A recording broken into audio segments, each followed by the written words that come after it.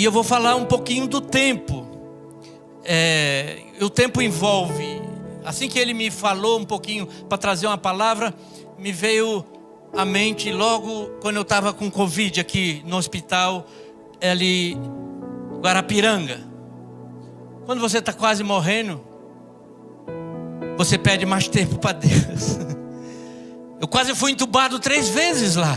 E cada vez que o médico chegava lá com os tubos para botar em mim, porque a minha saturação ia caindo, eu falava: doutor, eu gostava de falar muito de testemunho da África, e ele ficava me ouvindo.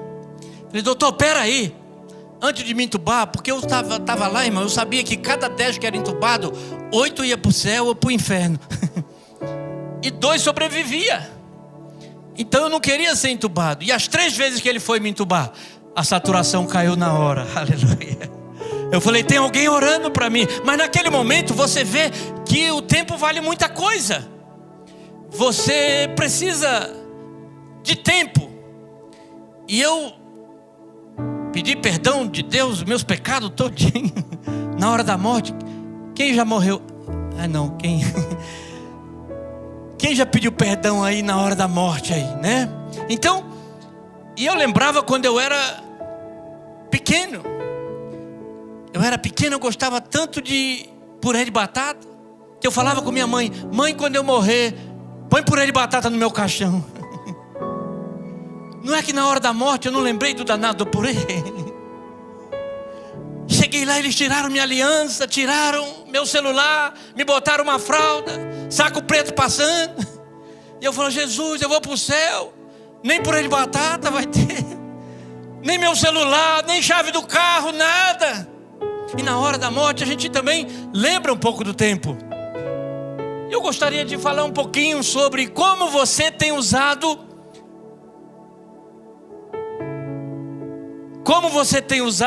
seu pouco tempo, ou seu tempo. Porque tempo envolve a vida, envolve você e Deus. Deus deu um determinado tempo para todas as coisas debaixo da terra. E Ele também falou que a vida é como uma neblina, como um vapor. E Ele compara a vida também como uma flor que está bonita hoje, amanhã murcha e para. Então, olhando um pouco para a vida, não sei se eles conseguiram botar aí o primeiro tópico que eu gostaria de falar. E lá na África não tinha um telão desse. Então, eu queria... Uma das maiores ilusões da vida humana é acreditar que temos tempo. Então temos tempo, e a gente às vezes prorroga muitas coisas porque pensamos que temos tempo, né? Depois eu faço, depois eu me consagro mais, depois eu evangelizo. Então geralmente a gente vai adiando muitas coisas porque achamos que vamos ter muito tempo, mas o tempo é rápido. E às vezes quando nós usamos o nosso tempo de uma forma precisa, já era. Nunca mais vamos ver aquela pessoa, nunca mais vamos ter aquela oportunidade. E a vida, céu e inferno de uma pessoa pode estar relacionada em você e eu pararmos um pouco para dedicarmos um tempo para fazer a obra de Deus, não prorrogar. Eu vou evangelizar, eu vou me preparar, eu vou esperar o tempo. Vai nada, nós não temos controle sobre o tempo. Hoje eu fui com o Zico ali no hospital aqui para ele fazer uns exames ali. E eu estava lá sentado com o senhor, o nome dele é Manel. E o Zico recebeu aquela papelzinho aqui no peito e a bolinha azul. Que não era muita emergência. Quando tem uma bolinha vermelha, o que é, irmão? Já está morrendo. É urgente, né? E tinha um senhor sentado na nossa frente, e eu estava explicando o Zico, e ele se meteu na nossa conversa para explicar para o Zico. E eu falei: olha, então você está preparado para morrer hoje? Ele. E comecei a falar de Cristo para ele. Daqui a pouco ele se volta para mim: por favor, me ajuda. Eu deixei minha esposa. Eu levei um tiro. Eu sei que eu não fui gente boa. E ele começou a confessar os pecados dele para mim. E ele falou: você é pastor, ore por mim. E naquele momento, naquele exato momento, mais uma alma ouviu a palavra de Deus. Aleluia. Quando eu vou ver aquele homem de novo? Nunca mais, talvez. Só talvez no céu. Então, o tempo, como lidar com o tempo? Com a nossa vida. Como lidar com o tempo, com a obra de Deus? Como lidar com o tempo acerca do diabo que não quer? Ele quer que a gente use a vida de qualquer maneira, que o tempo passe, que a gente não faça nada. Então esse tema de lidar com o tempo é muito importante, porque a gente não sabe quanto tempo vamos ter. E já que nós não sabemos quanto tempo temos, então temos pouco tempo, amém? Só em 24 horas, é claro que eu vou puxar a sardinha para missões. Só em 24 horas morre 135 mil muçulmanos, que se eles não aceitaram a Cristo, eles vão para o inferno, ou foram para o inferno hoje. 135 mil. Por quê? Porque não chegou ninguém lá a tempo de falar de Cristo para eles. Então o tempo tem a ver com o período que Deus vai me permitir morar aqui. Do tempo que eu nasci até o tempo de eu ir embora. O que eu fiz da minha vida? O que eu fiz dos meus recursos? O que eu fiz com o tempo que eu tive? Ou o tempo que eu tenho? Então é bom a gente refletir um pouquinho essa noite sobre o tempo. Mas veja só, tem muita gente que fala para postergar. Depois eu me consagro mais. Não, você tem que se consagrar agora.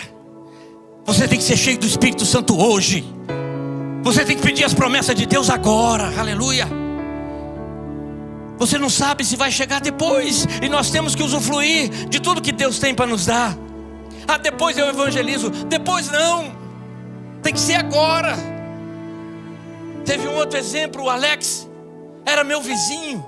Eu era crente, menina, eu já tinha lá meus 16 anos, e a gente brincava bastante, mas eu nunca falei para o Alex de Jesus.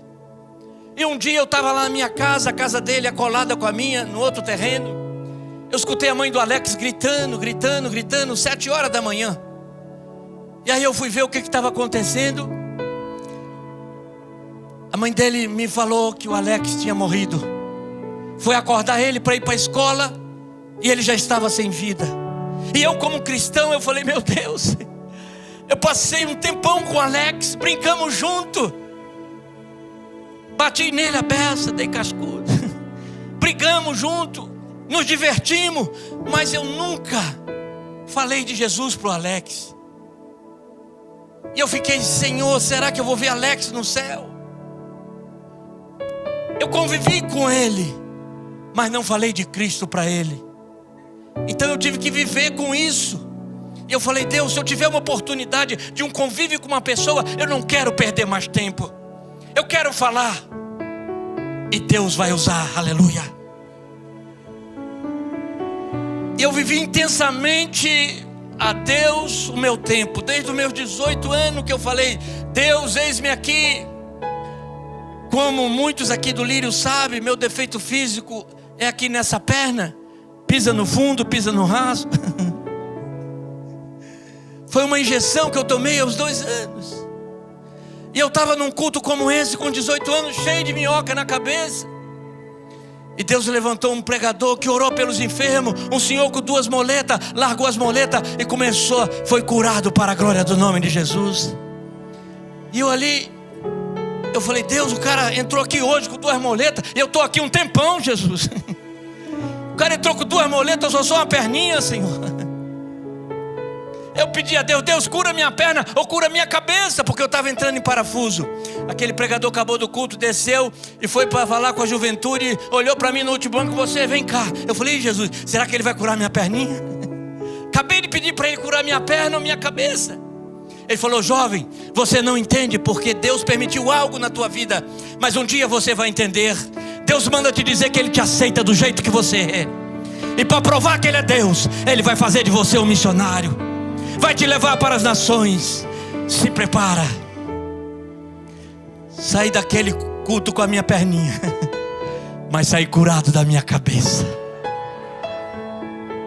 E agora Deus me dá uma promessa de abrir as nações, de eu ser um missionário. O que eu vou fazer? Eu vou remir o tempo.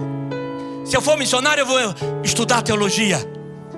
Estudei teologia para a glória de Deus. Eu precisava ser batizado com o Espírito Santo, e eu comecei a buscar a Deus. No segundo ano de teologia, Deus me batizou com o Espírito Santo. Falei: eu vou precisar de inglês.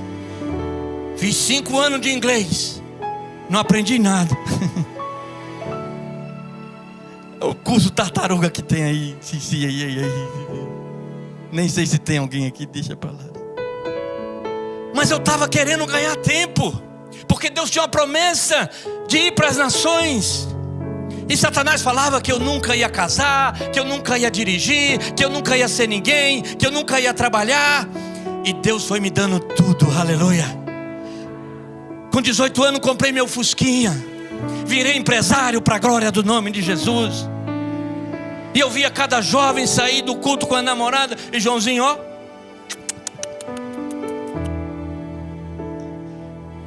Joãozinho casou. Se Joãozinho casou, Zico casou, Melque casou. Há esperança, Israel, para ti também, aleluia. Receba a terra. Misericórdia. Mas, gente, eu me apaixonei por missões. Eu me apaixonei por Jesus. Deus colocou o amor na África para mim. Mas eu amo os africanos, mas eu amo mais Jesus. Eu amo Jesus. E eu dediquei 20 anos da minha vida na África. Andei. Não dava a me correr. Mas eu gastei o tempo para a glória do nome de Jesus. Eu entrei na cultura. Eu evangelizei. Peguei 12 malária. Passei por uma guerra, mas isso não quer dizer nada. Mas junto com a equipe, nós batizamos mais de 3.000 africanos para a glória do nome de Jesus. E o Zico está aí, que foi um, aleluia. Aleluia, glória a Deus.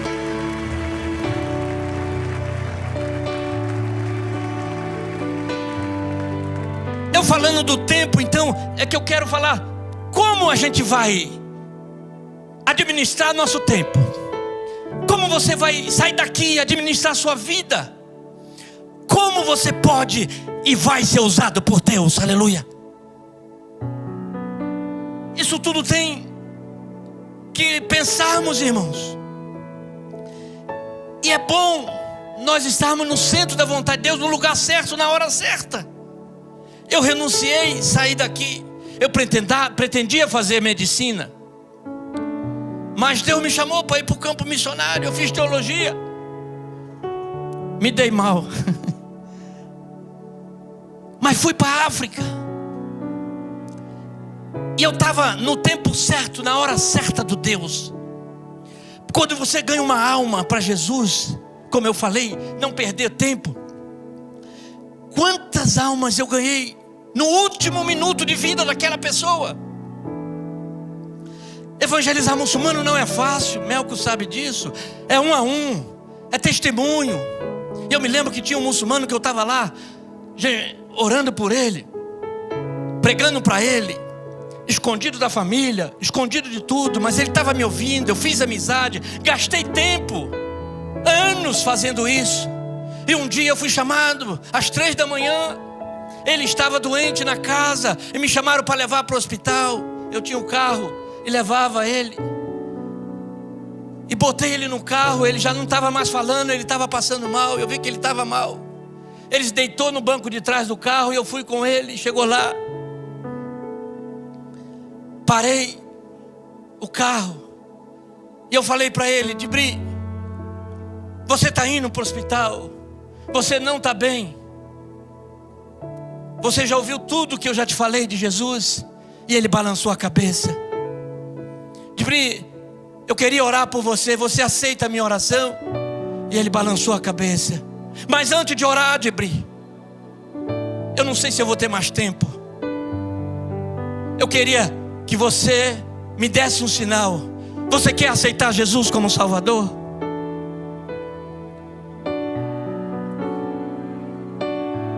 Que oração gostosa que eu fiz. Senti a presença de Deus. Falei: Deus, eu aqui 3 da manhã, num país que jamais pensei em morar aqui, em vir para cá, no meio do nada aqui, mas eu estou no centro da tua vontade. 2 horas depois, Dibri partiu para o céu. Falei: graças a Deus. Eu gastei meu tempo ganhando almas, e a Bíblia diz: quem ganha alma, sábio é. Aleluia. E nós temos que nos esforçar, irmãos. Se já temos a salvação, o que mais queremos nessa vida? É recurso, é fama, é poder. Se nós estamos aqui, é para ganhar almas. É para ganhar almas. É para ser sal, é para ser luz, é para remir o nosso tempo. E eu tenho aprendido até com meu filho Daniel, ele está por aí. Ele se irmou de evangelizar os noias da esquina, os mendigos. Eu falei: Daniel, essa gente não quer nada com Jesus. Ele: pai, o senhor me ensinou, agora não quer que eu faça? Aí eu: toma desavisado. Daniel, desde pequenininho, eu me lembro que eu ganhei lá na África uma caixa de bombom garoto, que mandaram para mim lá na África. Quem já comeu bombom garoto aqui? Chegou uma caixa lá e eu escondi para comer devagarzinho. Daniel, pequenininho, irmão, descobriu o esconderijo. Quando eu corri não dá para me correr. Cheguei lá fora na rua, no portão, tinha uns 15 africanos, tudo sujo de chocolate.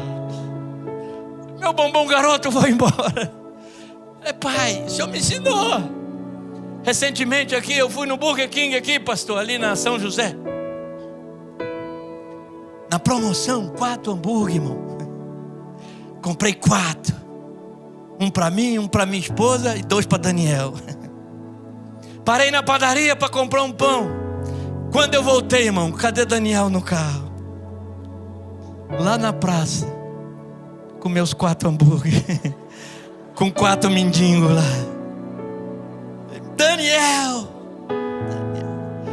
Daniel é doido, ele fica assim, no Uber. Eu parei no Uber, pastor, ele falou: pai, eu quero falar de Jesus para esse homem aí. Eu falei: rapaz, eu não falo mais nada. Eu falei: senhor, desculpa, mas eu senti de Deus de falar de Cristo para o senhor. O senhor está dirigindo, tudo bem, eu respeito, mas o senhor conhece a Jesus? Falou. Aquele silêncio no carro, eu falei: ih, vai dar zebra. Meu filho, eu não tenho religião. Não tenho religião. Eu tenho filosofia de vida. Eu sou budista. Puf. Eu falei: ih, 1-0. Aí meu filho saiu com uma: não, eu também não tenho religião. Eu também não tenho filosofia de vida. Eu tenho a própria vida, que é Jesus. Eu falei: ih, 1-1. Eu fico só. Porque às vezes você não tem coragem, mas outro tem esse discernimento. E a gente que não tem coragem também tem que pedir coragem, irmão. Tem que pedir audácia, ousadia para quebrar o silêncio, para falar a hora que tiver que falar. Aí aquele homem lá parado e falou: rapaz, minha esposa é crente. E ela está pelejando para me aceitar Jesus. E eu saí atribulado hoje de casa. E eu pedi: Deus, se tu existe, me dá um sinal. Rapaz, Deus está me dando um sinal que Ele existe. Aleluia. Falei: glória a Deus. E se Ele não tivesse aberto a boca? E se Ele não tivesse falado? E se Ele não tivesse aproveitado aquele tempo, irmão? Então a questão de nós às vezes não usarmos o tempo é questão de vida e morte, de céu e inferno. Imagina chegarmos diante de Deus: quantas almas você ganhou? Ah, Senhor, eu não tive tempo. Ah, Senhor, eu não sei falar. Ah, Senhor, eu sou envergonhado. Ah, Senhor, então qual desculpa que nós vamos dar diante de Deus? Sabendo que a vida é curta. Nós não sabemos quanto tempo vamos viver. E passar de 70 parece, já é canseira e enfado. Igual o Mel que está aí, está todo arrebentado já, está velho.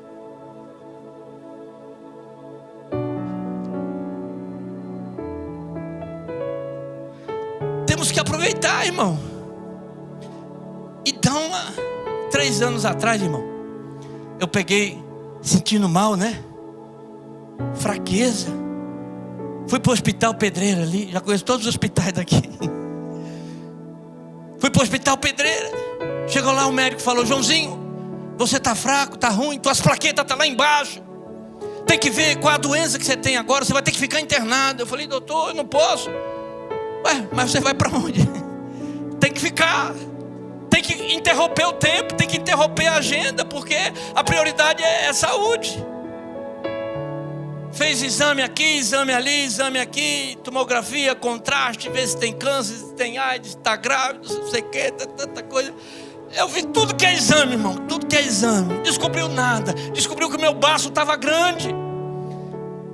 E quando você pega malária, o baço incha, mas ele nunca volta para o mesmo tamanho. É o que mais mata na África, está ali o Zico ali, só um milagre. Já era para ter morrido. E o médico falou: quantas malárias você pegou? Eu falei: 12, doutor. Ele falou: ih, teu baço está estragado. Faz o seguinte, eu vou tirar o teu baço para te dar uma qualidade de vida. Eu falei: tira esse bagaço aí. Eu prefiro ir para o céu sem baço do que não ter ido para a África. Aleluia. Mas uma oncologista falou: não, primeiro, antes de tirar o baço, tem um outro exame aqui. É um exame aí. O baço é distribuidor de plaquetas, mas a fábrica de plaqueta é medula óssea. Tem que saber se o problema está na distribuição ou na fabricação. É como eu entendo medicina, irmão. Irmão, é aquele exame aqui. Dá uma agulhada aqui no espinhaço aqui, irmão. Aquela agulha vai lá no tutano do osso. Dizem que a pior dor é dor de parto, mas eu nunca tive filho. Uma dor. E ainda pior do que a dor é o preço que eu paguei por uma agulhada daquela. 6 mil reais, gente. Aquilo que dói. Mas antes de tirar o baço, descobriu que eu tinha leucemia no sangue. E que não precisava tirar o baço por enquanto. Tinha que entrar na quimioterapia.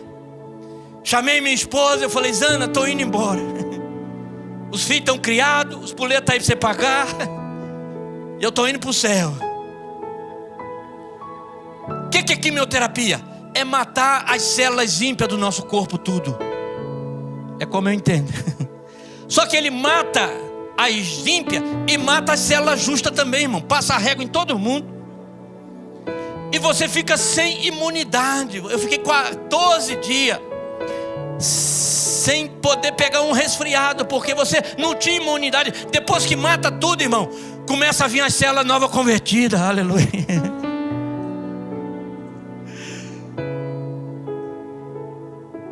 As células da lírio. Aleluia. Cheio de gás, novo convertido. Apetite começou a voltar. Comecei a ficar forte. Comecei a andar. Fiquei curado para a glória do nome de Jesus.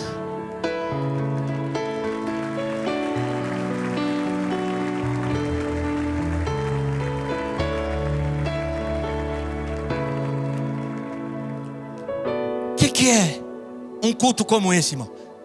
Cada sexta-feira é uma quimioterapia que Deus tem aqui, aleluia. É para tirar aquilo que não presta de dentro de nós, tirar as malmanhas, tirar aquilo que está perdendo a nossa força espiritual, aquilo que está perdendo a gente de acordar cedo e falou: como vai ser meu dia? Eu vou remir o meu tempo, eu vou ganhar alma, eu vou evangelizar, eu vou fazer tudo para a glória do nome de Jesus, aleluia. É o crente sair forte, é o crente sair revitalizado de um culto como esse, irmão, para a gente aproveitar o dia seguinte, aproveitar a semana seguinte, porque com o tempo a gente vai desanimando, a gente vai relaxando, e vai deixando, postergando, e vai parando de ler a Bíblia, e vai parando de orar, e vai parando de fazer os exercícios espirituais, e a gente, quando vê, irmão, estamos mortos espiritualmente falando. Mas que Deus continue fazendo uma quimioterapia aqui na Lírio, aleluia. E eu tenho aprendido isso um pouco com o meu tempo. Tiago 4,14 declara: o que é a vida? Pois apenas como neblina que aparece, instante logo se dissipa. Vocês já viram neblina como é? Então Deus trata a vida dessa forma. Quantas pessoas dormiram e não acordaram mais? Quantos saíram e não voltaram mais para casa? Um acidente. Não estou querendo ameaçar ninguém aqui não. Mas quantos planos que não realizaram?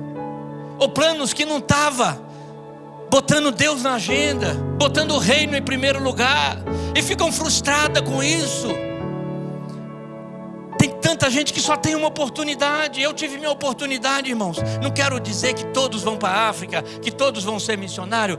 Deus vai te usar aonde você estiver, aleluia, do jeito que você é. Mas eu conheço muitas pessoas que tiveram a chance de tomar decisões como eu tomei, não serviram ao Senhor e estão frustradas, porque correram atrás do vento. Nós temos que correr atrás do que é eterno, do que é reino, do que é para a glória do nome de Jesus, aleluia. E o tempo e a obra de Deus, João 9,4 diz: convém que eu faça as obras daquele que me enviou, enquanto é dia. A noite vem quando ninguém pode trabalhar. Irmãos, é dia ainda para a nação brasileira, ainda muita porta aberta. É dia quando eu tenho saúde, quando eu sou novo. Eu fui para a África, irmão, aguentava comer qualquer coisa. Passei por guerra, situação, dificuldade, mas eu era novo, dá para suportar qualquer coisa. Então eu gastei a minha vida no tempo certo. E tem gente que fica prorrogando: não, eu vou fazer a obra de Deus, mas primeiro eu quero casar. Olha o casamento de novo. Aí casa: quero criar meus filhos. Aí cria: não, primeiro eu quero me aposentar, depois me aposentar. Aí aposenta, depois, quando não tem mais nada, acabou tudo, eis-me aqui, Senhor. Então temos que pedir a Deus sabedoria, enquanto é dia para a gente, enquanto temos saúde. Eu estou aqui, em maio agora eu faço 60, nem parece. Parece que eu sou... Deixa a Melco para lá. Mas eu tenho visto que o meu tempo também já está passando. Ah, se eu tivesse meus 20 anos hoje, e eu ia analisar o que eu iria fazer com meus 20 anos. Mas com meus 70, com meus 60, ainda não penso em parar. Eu quero continuar, eu quero dar fruto. Eu rodo o Brasil todo, durante todas as fins de semana quase, eu estou viajando pelo Brasil. E eu estou usando as minhas forças. A minha perninha, que era uma desgraça, irmão, acabou sendo bênção para mim, que eu virei vendedor e não pagava passagem de ônibus, aleluia. E hoje Eu rodo o Brasil tudo. Eu pego uma cadeira de roda.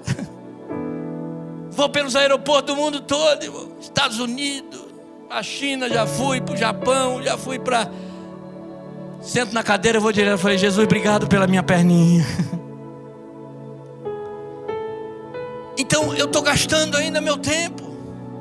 Eu sei que eu vou parar, mas antes de eu parar, eu quero ganhar muitas almas para Jesus. Aleluia. Eu quero pedir a Deus sabedoria, como gastar o tempo. E eu vi um senhor, eu fui lá no sul do Brasil, resolver um problema de um missionário lá, Camboriú, pastor de uma igreja presbiteriana.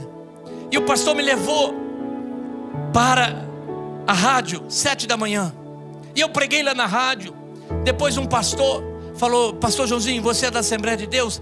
Tem um pastor aqui que trabalhou com o Daniel Berg e o Navim, que foram os missionários brasileiros. Ele está com 90 anos, mas ele está tetraplégico, ele só movimenta, paraplégico, ele só movimenta as mãos. 90 anos, você quer conhecer ele? Falei: eu quero conhecer ele. Fui lá na casa dele. Quando eu entrei no quarto dele, irmão, ele estava deitado lá na cama.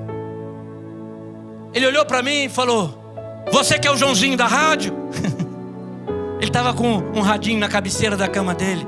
Eu falei: não sei, eu vim da rádio agora. Não, eu estava te ouvindo, você falando lá na rádio. Enquanto você falava, Deus falou comigo: ele vai vir aqui, aleluia. E eu tive uma experiência ali tremenda na minha vida. Aquele homem sem andar, só movia as mãos, deitado. Eu ajoelhei de um lado da cama, minha esposa ajoelhou do outro lado da cama, e ele começou a orar por nós. Começou a falar em mistério, em língua estranha. E a oração dele começou a me entregar profecia, falando coisas profundas. E eu falei: Deus, o homem nem anda mais. Ele era para estar ali amaldiçoando Deus, mas ele está cheio do Espírito Santo. Embora o homem exterior se gaste, o interior se renova a cada dia, aleluia. Eu quero ficar velho assim, aleluia. Eu quero ficar velho com esse entusiasmo de pregar a palavra de Deus. Amém? Tem sentido isso, irmão? Alguns exemplos. E a obra de Deus depende de tempo também. Jesus está dizendo: não há limites. Aliás, há um limite, né? Quando ele fala aqui, trabalhar enquanto é dia, ou seja, tem um período que vai ficar noite, tem um período que a doença vai chegar, tem um período que as portas vão fechar. Então é limitado. E há um encerramento. Nós vamos parar um dia. Eu vou parar daqui a pouco, daqui uns 50 anos. Quero continuar. E as portas estão abertas para o Brasil. A noite representa a morte, endurecimento do coração. Tem gente que está com o coração petrificado, não sente mais a presença de Deus, não evangeliza mais. Aprende, mas não põe na prática o que aprendeu. É muito triste isso. E a noite chegou para muita gente. Há pessoas que hoje ouviram de você. O que você fez essa semana? Há portas abertas que não permanecerão abertas para sempre. Vai fechar um dia. E o grande engano do inimigo, aí entra o inimigo também, fazendo a gente adiar, postergar. Depois você fala, vai ter tempo, não precisa agora. Esse não precisa agora é complicado. Você exagera. A gente tem que pensar que a eternidade, irmão, não vai ter mais chance, não vai ter mais tempo. Como o rico Lázaro, aquela parábola, para voltar aqui e avisar quem está indo para o inferno que só Jesus salva, que só Jesus é o único caminho. Talvez você entrou aqui essa noite, você ainda não conhece Jesus como seu Salvador. Não perca mais tempo, aceite a Jesus essa noite, aleluia.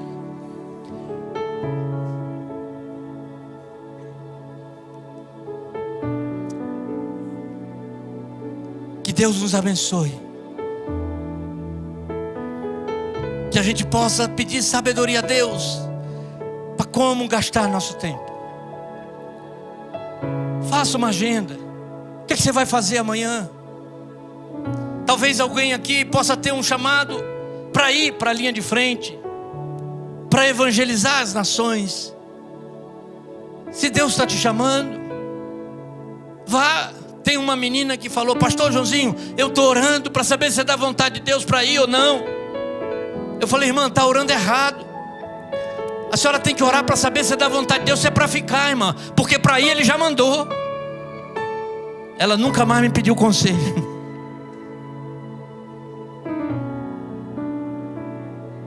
A Kairos significa tempo de Deus. No grego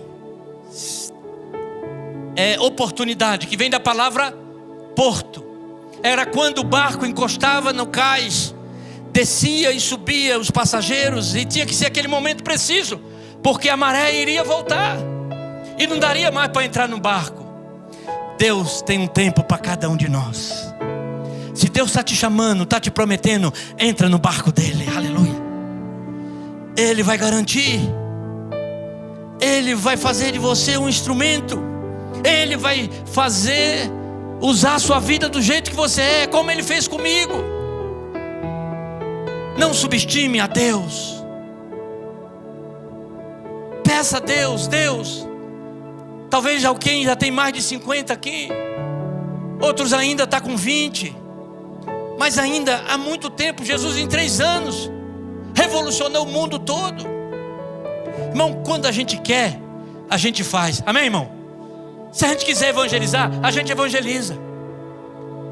Às vezes por que não evangeliza? Como eu falei, o diabo vai minando, vai roubando o nosso tempo. Então gastamos tempo em outras coisas que não é prioridade para Deus, que não vai mexer com nada de eternidade. Então quanto mais eu quietinho, quanto mais eu perder meu tempo, mais almas não vão ser salvas, mais almas não vão ouvir falar de Jesus por causa de mim.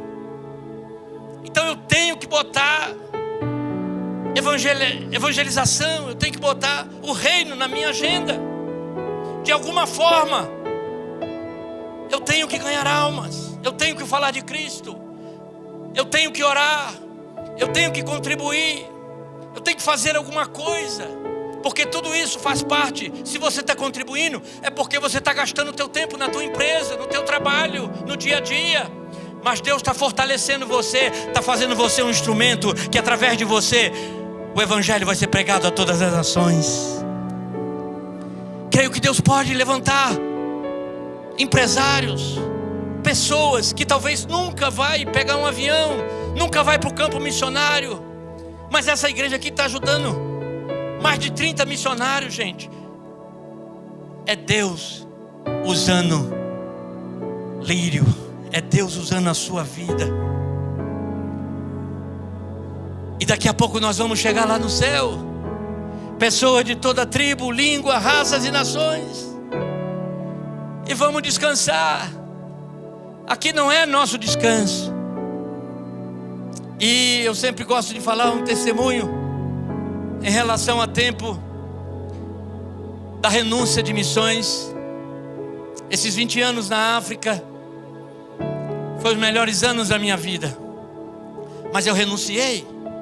Ficou aqui minha mãe, meus pais, meus parentes ficaram aqui. Meu pai partiu para a eternidade, eu não estava aqui. Eu sou caçula de 8, minha irmã mais velha me liga e fala: Joãozinho, mãe está indo, você está aí na África, a família quer cotizar e pagar sua passagem, você deixa a Rosana aí e as crianças, e vem aqui ver mãe, que mãe não está bem, ela está internada no hospital. Eu falei: vai lá e fala com mãe. Claro, qual filho caçula, Joãozinho Perninha, que não quer ver a mãe numa hora dessa? Foi lá no hospital e falou: mãe, a gente quer trazer Joãozinho da África para ver a senhora. E ela falou: não, diga meu filho que eu estou indo embora. Diga meu filho que não vai ter tempo para ele vir. Olha a certeza da salvação de uma pessoa, consciente do tempo dela. Falou: diga meu filho Joãozinho que a gente se vê lá no céu. diga ao meu filho Joãozinho que eu tenho muito orgulho dele. Mas fala a ele, para ele não ir sozinho, para ele levar o máximo de pessoas que ele puder para lá, o máximo de africano que ele puder. Eu pensei que ia ver mãe na Covid. Eu pensei que ia ver mãe no câncer. Mas daqui a pouco eu vou estar chegando lá, porque eu tenho certeza para onde eu vou. E todos aqueles que morrem em Cristo têm certeza que a morte não é o fim, é o começo de uma vida eterna lá no céu. Aleluia, aleluia.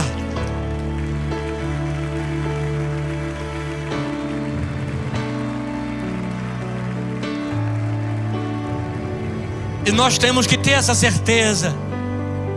Nós temos que ter essa certeza. Não é medo da morte, mas é saber que daqui a pouco vai estar pessoa de toda tribo, língua, raças e nações lá na frente. Deus não depende de nós, mas Ele conta com a gente. Que Deus nos abençoe. Não deixe o diabo roubar teu tempo.